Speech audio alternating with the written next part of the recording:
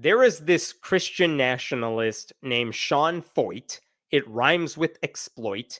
And the reason he became famous is that during the COVID era, when the pandemic was happening, Sean Feucht is a musician and he would go around the country saying, I'm holding a concert.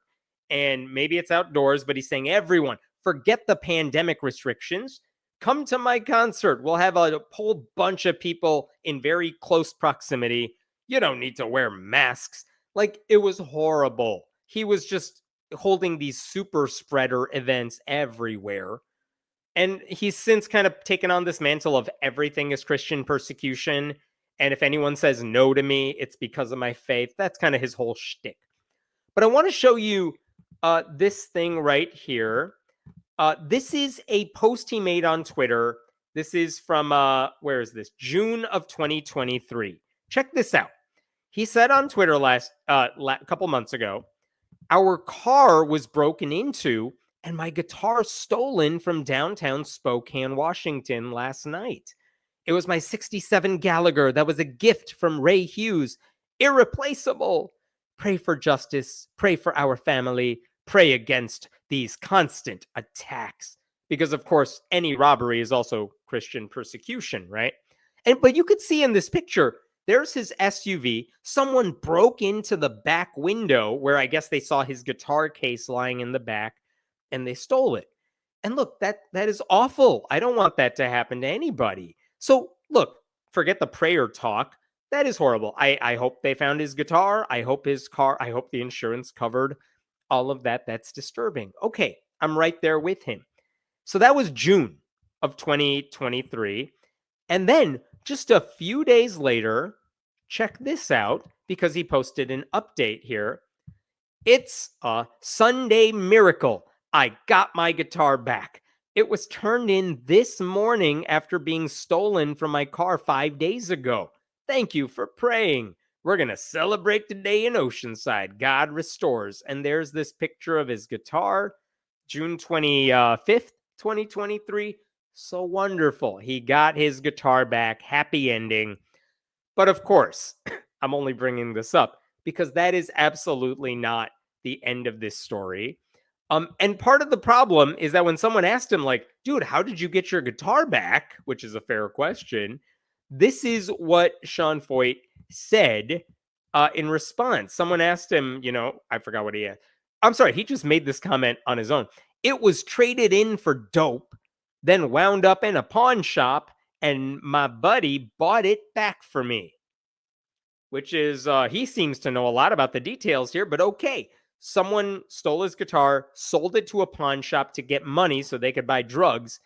One of Sean Feucht's buddies saw the guitar, bought it, gave it back to him. Very roundabout way, but wow, lots of coincidences there. Either way, glad he got his guitar back, right? Fine, good, he got his guitar back. So that was, again, June of 2023. Here's where it takes a weirder turn, because a couple of weeks later, he posted an update. And it's like, what update is there? He got his thing back. Like, there's nothing else to say. Oh, but wait, there is more to say. Because this time on Instagram, check this out. Breaking news. Man who stole my guitar gets wrecked by God's love. He writes that his ministry buddy, Dean, was doing street ministry in that city when he ran into Zach, who confessed to breaking into my car and stealing my guitar. So Dean started showing videos of me leading worship, and Zach began to repent and ask for forgiveness. So you can see in this picture, we have 3 characters, by the way. That's all there is in this. There's Sean Feucht, who's telling the story. You have Dean, the guy in the picture, who is kind of the conduit of all this, and Zach, the unhoused guy sitting there looking at Sean Feucht preaching on the phone he has been handed. So, wow, that's a unusual update to the story. Not only did they find the guy who stole the guitar, they're showing him about Jesus. And this guy is already like being wrecked, weird phrase, wrecked by God's love. Okay, so that happened. And then it gets even weirder. Of course it gets weirder. This is Sean Feucht. He found something very interesting here. So there was another update. Here's the update he made after that. The guy, all caps, of course it's all caps too. The guy who stole my guitar just gave his life to Jesus.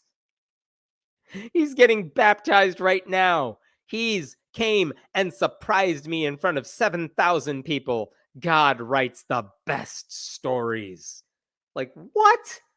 What? You're telling me the guy who was homeless came to your concert and got baptized like in front of everybody? Really? Okay, sounds weird. But guess what? Uh Sean actually shared a video. I'm not going to play the whole thing for you. Look at the video title. Guy who stole my guitar gets saved and baptized. That's a picture, that's a still right there of the homeless guy getting baptized. So, like, okay, I guess that happened, but it seems very, very convenient, very, I don't know, a lot of things had to go right for that to happen, right? And here's the thing. Sean Feucht was sharing that because he was getting so much positive feedback. You can imagine the likes on Instagram and Facebook and Twitter for all of this stuff. And it ended up, he actually showed up, wait for it, on Fox News. That Chiron there says, thief gets baptized at worship singer's event. Like everyone wanted to talk to Sean. That's Sean on the right in the image there with the hair. Everyone wanted to talk to him about this miracle that happened at his concert. And so, okay, weird. I'm going to show one more picture here. This is a picture of that Sean posted of the guy, Zach, getting baptized. And there's all of Sean Feucht's dudes putting their hands on him because touching people is how Jesus spreads, I guess. But there he is. There's the guy getting baptized. Okay, so the reason I bring all this up, because I'm not just telling you this because this happened. I'm telling you this because this week there was a fascinating story, and it was posted by a guy named Aaron Hedge, who writes for Range Media. And basically, he heard all of this and he decided to investigate. And it led to this article. It's posted in Spokane FAVS, SpokaneFavs.com, but it's reprinted from Range Media. But look at the headline. Zach Williams meets the Christian Nationalist Redemption Machine. And basically what happens in this article is that the reporter, Aaron Hedge, he found Zach Williams, the man who is at the center of all of this. And he basically wanted to get the story from Zach's perspective because we know what the story is from Sean Feucht's perspective. So over the course of several, I don't know, hours at least, we find out many, many things about this guy, okay? Among other things, Zach Williams confesses, yes, I did steal the guitar. That was true. It turns out he's 33 years old. He has lived on the streets of Spokane, Washington for decades. And while he's been trying to find work in order to get his life in order, Zach basically admits that stealing stuff is the easiest way to get what he needs to survive. So if he needs to steal food, he'll steal food. If he needs to steal a guitar and sell it for money, he'll do that. He might panic. You might ask, why doesn't he just beg for money? That's actually illegal in the city he's in, and he doesn't want to go to jail. And it's actually easier, he says, to steal and avoid the cops than it is to panhandle and try to deal with the cops, which shows you how broken our society is. But he admits, he says one day he saw this guitar case in the back of an SUV. He figured he could steal it and sell it. So that was true. But actually, he did not end up going to a pawn shop and selling it. That was a lie. What actually happened is he stole the guitar, and then before he could go to a pawn shop, that guy in one of those pictures, the evangelist, Dean, his name is Dean McCartney, he's actually a member of a local church that works to spread the gospel to unhoused people. Well, Dean heard that Sean's guitar was stolen, and he thought to himself, you know who would know where the guitar is? It's probably my buddy Zach, someone I've developed a relationship with over the course of my ministry. So Dean basically tracks down Zach Williams and he says, hey, do you know anything about this? And Zach the homeless guy basically says, "Yeah, I have the guitar." And so, according to the article, Dean McCartney quickly tracked down, convinced him to give the guitar back for a reward of $110. And Zach Williams made that deal. He actually could have gotten more money if he just went to the pawn shop and gave it to them. But he said he wanted to give the guitar back because, quote, "I thought it would be the right thing." Okay, so that's interesting. So why did Sean Feucht lie and say the guitar was found in a pawn shop?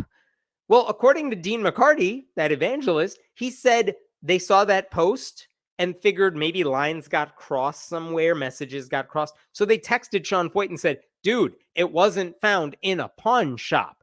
Maybe you misread the message where we said it's not in a pawn shop." And Sean Feucht acknowledged that, but then he never corrected it publicly, okay? Anyway, weeks later, Sean Feucht is doing a concert in that area in Spokane, and he asks Dean's church, "Hey, can you find that homeless guy and see if he'll come on stage with me?" And so McCartney found Williams once again, and he agreed to show up because, I mean, listen, if you don't have a place to sleep at night, go into a nice venue where it's maybe not, it's maybe hotter, air conditioned, it's comfortable. Like, all right, I'll do that for a couple of hours, something to get out of my daily rut. So he showed up, but that's where it gets even weirder. Okay. So I'm going to show you this little excerpt right here. This is what the guy said later on. Speaking to Range, Williams denied having converted, saying definitely not. He also said being on stage was unpleasant. It kind of made me feel like I was being showboated. I didn't know the dude. I don't like being touched by people, especially if I don't know them. It's just weird. Yeah, no kidding, dude. I mean, one, he was being showboated, so his gut instinct there was right. And yeah, if you don't like people touching you, then having Christians, love on you is going to be creepy as hell. Another thing that is worth mentioning, what about the baptism? Well, Zach Williams said the group then asked if he would get baptized. And look at the bottom of that paragraph. I'm like, "No, I don't want to get baptized right now." Williams said they replied, "Oh, come on, man. You got to get baptized." There we go. Williams said he again refused, but that they continued to pressure him. And then they kept doing it for like 15, 20 minutes, begging me to get baptized. And I'm like, fuck, okay, let's go do it. So he wasn't even baptized of his own accord. He was pressured to do it. And when there are a bunch of dudes around you saying, "You got to do this, you got to do this," and there are thousands of people in the audience cheering for that to happen, of course you are pressured to do it. That's how hypnotists work, right? They know you're in front of this crowd. They are going to pressure you to do whatever it is they want you to do. So the point is, this guy did not accept Jesus. He didn't do it at the time. He still doesn't now. He's got more pressing issues to deal with, like finding a home, which is something Jesus is not helping with. And he even called what Sean Feucht did creepy. And you know what else?